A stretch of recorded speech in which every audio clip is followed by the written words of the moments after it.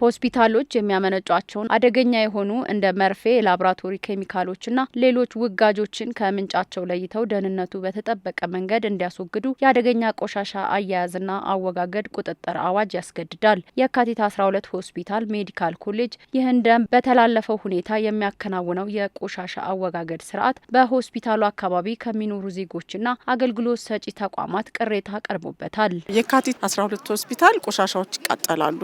ቆሻሻው ደግሞ ብክለትን ያመጣል። በዛ ላይ እኛ ደግሞ ምንም አልቻልንም። እዚህ ጋር ትላንትም አንቺ አይተሽዋል። በጊዜ ነው መጨስ የሚጀምረው። ለምታይ ባለመነጽር ነኝ። ሆኖም ግን በጣም ያቃጥለኛል። በጣም ነው የሚሸተው። ምን እንደሚጨስ አላቅም። በጣም ነው የሚሸተው። ጭሱ በጣም ከባድ ነው። አይን ያቃጥላል።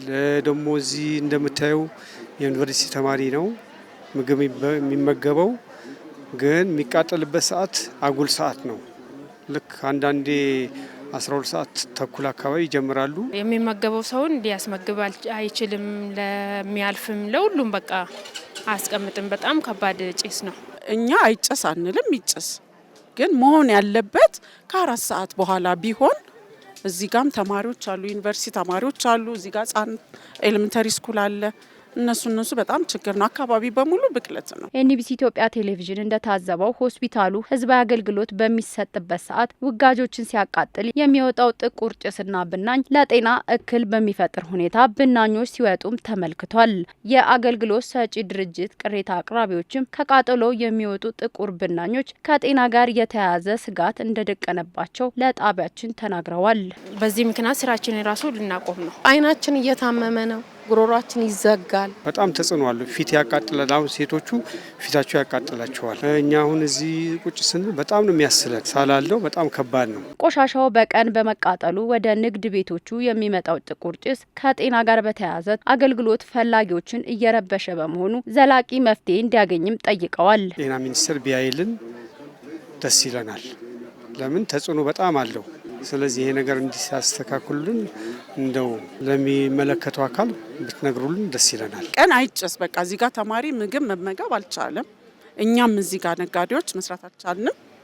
ይሄ ነው እንግዲህ ማመለክተው። ጤና ጥበቃ የሚመለከት ታዳጊዎች ናቸው። ነገ ሀገርን የሚረከቡ ህጻናት ናቸው። ለምን ይታመማሉ? ጭሱ ያው ሰዓትን ጠብቆ እንዲመጣ ቢያንስ ከ4 ሰዓት በኋላ ቢሆን ደስ ይለናል። የንግድ አገልግሎት ሰጪና ነዋሪዎቹ ከዚህ ቀደም ቅሬታ አቅርበው ችግሩ የተቀረፈ ነበር ያሉ ሲሆን አሁን ወደ ቀድሞ ሁኔታው መመለሱንም ተናግረዋል። ኤንቢሲ ኢትዮጵያ ቴሌቪዥን በቅኝቱ የተመለከተውንና ቅሬታ አቅራቢዎቹ ያነሱትን ይዞ ሆስፒታሉ ተጠሪ የሆነበትን የአዲስ አበባ ጤና ቢሮን አነጋግሮ ምላሽ አግኝቷል። ቢሮ ችግሩ መኖሩን አምኖ ችግሩ የሚያደርሰውን ከጤና እክልና የአየር ንብረት ብክለትን ለመከላከል ዘመናዊ የቆሻሻ ማቃጠያ ዘዴዎችን ወደ ሀገር ውስጥ እያስገባ መሆኑንም አስታውቋል። እንደገለጽሽው የካቲት 12 ሆስፒታል ሜዲካል ኮሌጅ አዲስ አበባ ከተማ መስተዳድር ጤና ቢሮ ስር ያለ ሆስፒታል ነው። እንግዲህ ከ100 ዓመት በላይ አገልግሎት የሰጠ ትልቅ ተቋማችን ነው። ይሄ ቅሬታ በተለያየ መንገድ ለቢሮም ደርሶናል። እንግዲህ ያው ተቋሙ አገልግሎት ሲሰጥ አንደኛው ከሚሰራቸው ነገሮች ማህበረሰቡ አካባቢ ላይ ለጤና ጠንቅ የሆኑ ነገሮች እንዳይከሰቱ ማድረግ፣ አሁን ጭስ አልባ የሆኑ እና ዘመናዊ የሆኑ የቆሻሻ ማቃጠያዎች በተለያዩ ሆስፒታሎቻችን እየገቡ ነው ያለ። ወደዚያ መሄድ እንደሚያስፈልገን አምነን ስራ እየሰራን ያለንበት ሁኔታ ቢሆንም ግን አሁንም ይሄ ለጊዜው እያነሱት ያሉት ጥያቄ መቼም ማህበረሰቡ ችግር ሳይኖርበት ይህንን ትልቅ ተቋም ለመክሰስም ወይም ጥያቄ ለማንሳት ብሎም አልመጡም። ቢሮ ከሆስፒታሎች የሚወጣ ደረቅ ቆሻሻ አወጋገድ ሂደትን በዘመናዊ አሰራር እየቀየረ መሆኑን ለጣቢያችን ገልጿል። ለአብነትም ዘመናዊው የአወጋገድ ስርዓት በጥቁር አንበሳና በአለርት ሆስፒታል መተግበሩን አብራርተዋል። ትላልቅ ሆስፒታሎቻችን አለርት ብንሄድ አሁን ምንም እንዲህ አይነት ቆሻሻዎች ሲኖሩ እንዲሁም ሪሳይክል እንዲሆን አድርገው የሚቀይሩ ዘመናዊ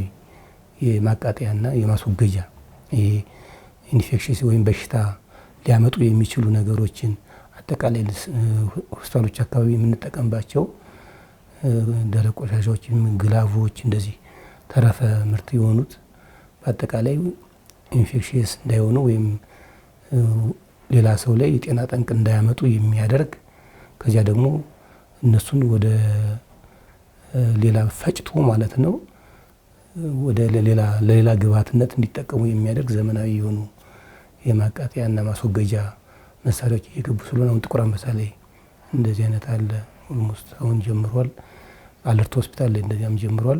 አንዳንድ ጤና ጣቢያዎቻችንና ሆስፒታሎቻችንም በቀጣይ ወደ እንደዚህ አይነት አንደኛ ራሳቸው እንዲኖራቸው ማድረግ ካልሆነ ደግሞ እንደዚህ ማህበረሰቡን የሚያስወግዱ የሚያማርሩ ሁኔታዎች ባሉበት ተቋም ላይ ለጊዜውም ቢሆን እንደዚህ አይነት ተቋማቶች ላይ አጓጉዘንም ቢሆን ማስወገድ የምንችልበትን አሰራር እየዘረገን ስላለ ይህንን ችግር በአጭር ጊዜ ውስጥ እንፈታለን የሚል እቅድ ይዘን እየተንቀሳቀስን ያለ ማለት ነው እንደ ቢሮ። የየካቲት 12 ሆስፒታል ሜዲካል ኮሌጅ የቆሻሻ አወጋገድ ስርዓትም በዚህ ዘመናዊ አሰራር እንደሚተካ ቢሮው ለጣቢያችን አስታውቋል።